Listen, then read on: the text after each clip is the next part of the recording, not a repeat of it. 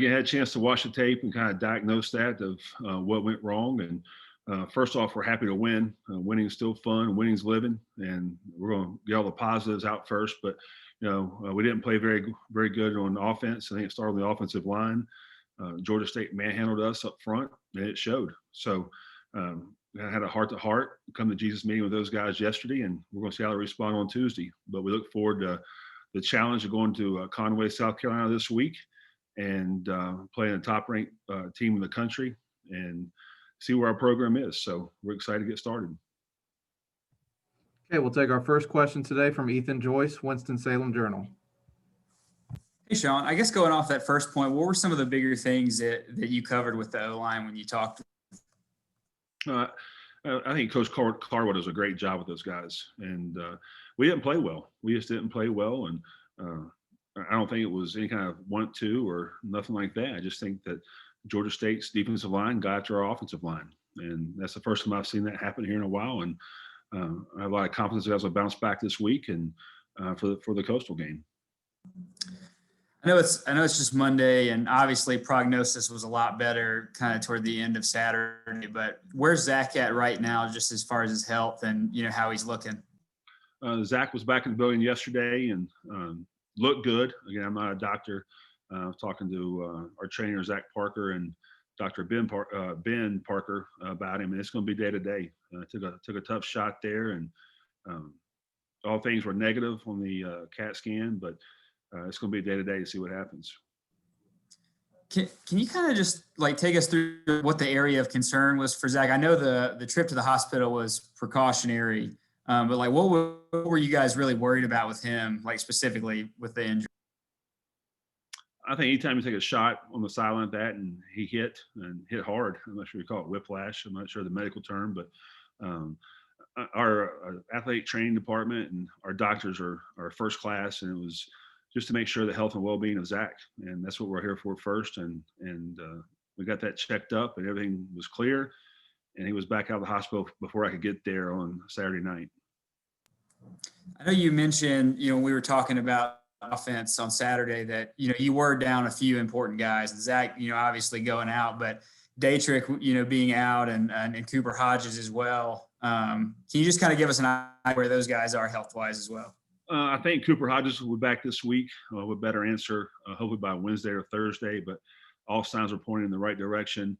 Daytrick will be out for an extended period of time. We're trying to get an official diagnosis on that.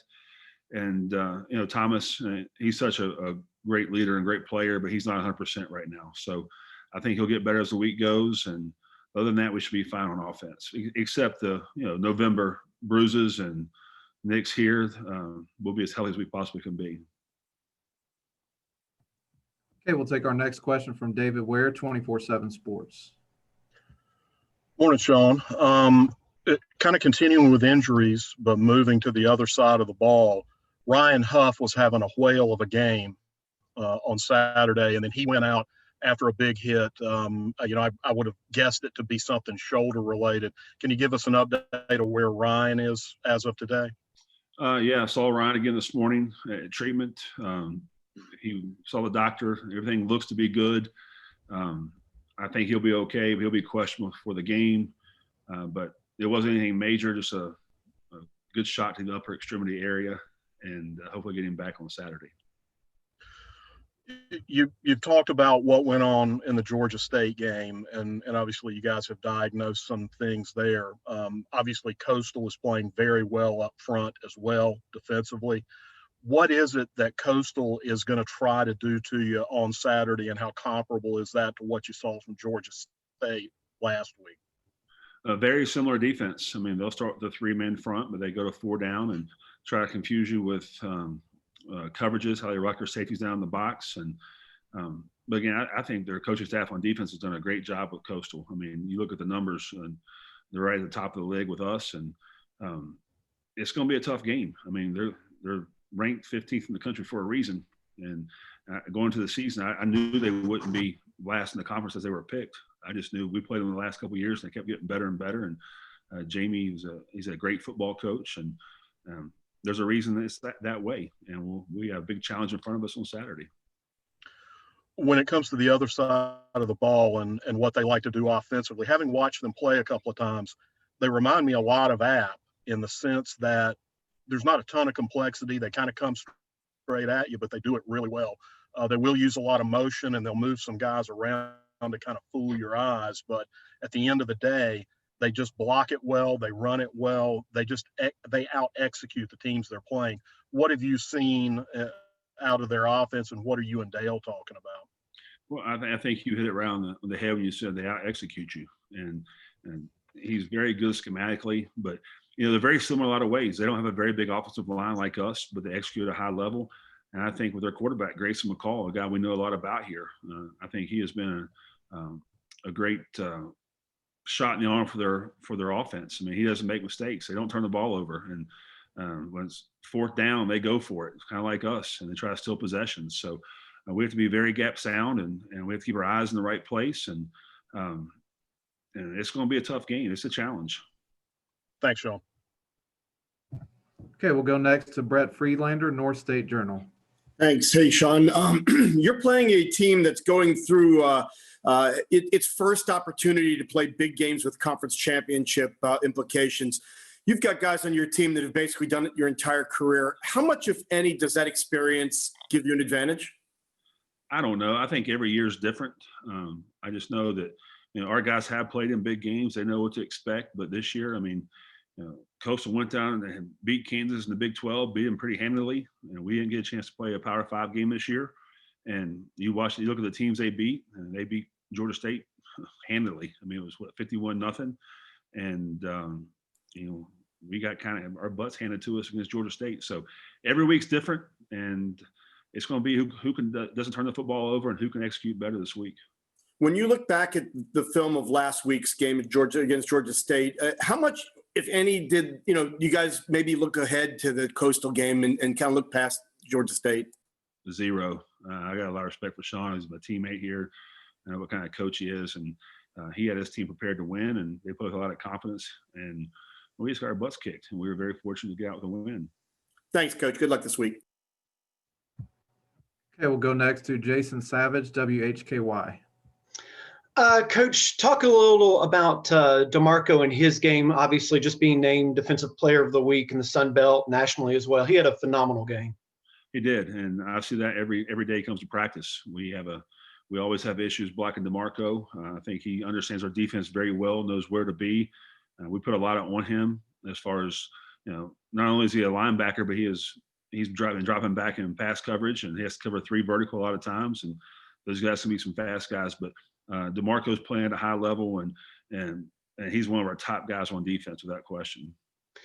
Looking now to the Coastal game, of course, there are rumors, Coach Chadwell going to South Carolina, blah, blah, blah.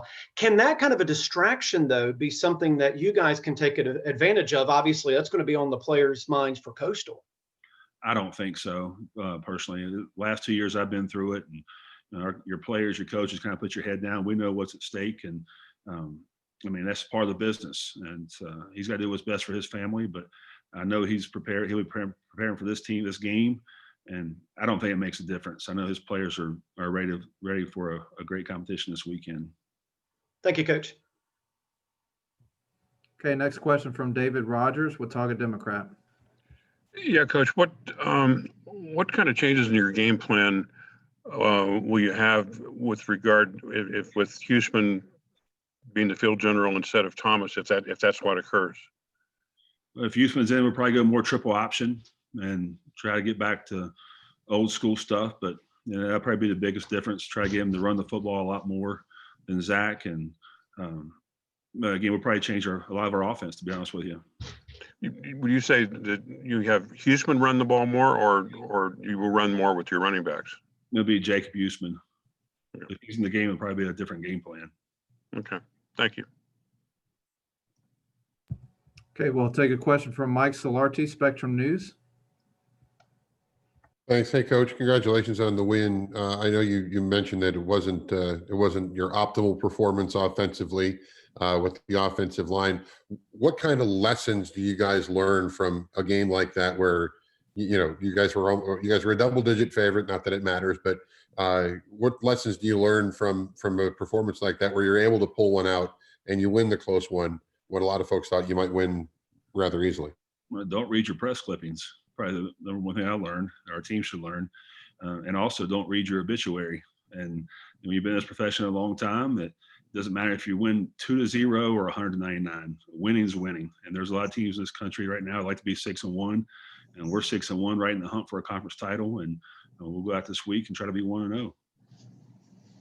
And then following up on the notion of you guys having been in big games, does it make a week like this maybe easier to prepare from a coaching standpoint?